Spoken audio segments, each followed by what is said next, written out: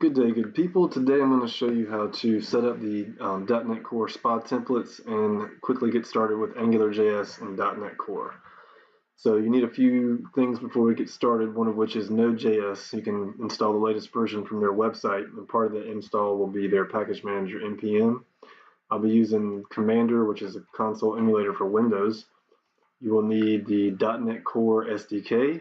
I will be opening up the project in Visual Studio Code, which is a free editor from Microsoft, and you'll also need to get this command to use in the console. So I'm going to copy that, come over to Commander, cd into my projects directory, make a directory for our .NET Core demo, cd into that, and paste that command. So that's going to install the SPA templates globally so you can use them from whichever directory that you're in. That went ahead and installed a bunch of things, and the one we're interested in is the Angular template here. So the command to create a new Angular SPA project with .NET Core is .NET new Angular. Alright, so now that that's done, we can take a look at the files that it created for us, and we're looking for the client app folder. So let's cd into that, take a look at what's in there. The package.json folder used to be one directory up. I think they recently updated the template. So within this directory, we actually need to run npm install to install all the package dependencies this project has. And this is actually probably going to take a second, so bear with me. Okay, now that that's all done, I'm going to cd back up the directory and type code dot, which is going to open up our project in Visual Studio Code. And we can see over here on the right that we have our app already created for us.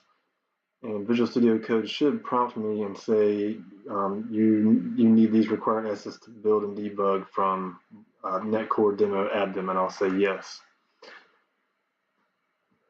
So that should have added this little guy here, which can actually be found in our launch.json file. So if we take a look at the project directory, we can see that it is made up of a client app and just a few simple C# files, startup.cs, which is where we can configure things like routing, hot module replacement, different types of dependency injection via services, and our program.js, which actually runs the program. We also can see here in the sample data controller that we can simply set a breakpoint, and then we can start debugging.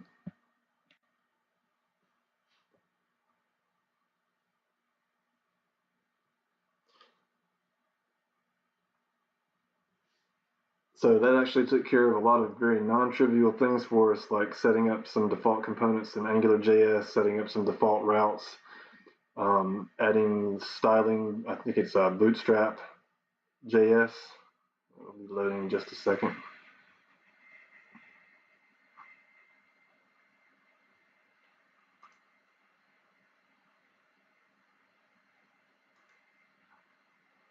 Aha. Okay, so this is a AngularJS SPA template. This is all client-side stuff. You can browse back and forth between the components. As you can see, there's no postback, and we can click on Fetch Data and hit a breakpoint right here in our C# code. So I'll continue on through that.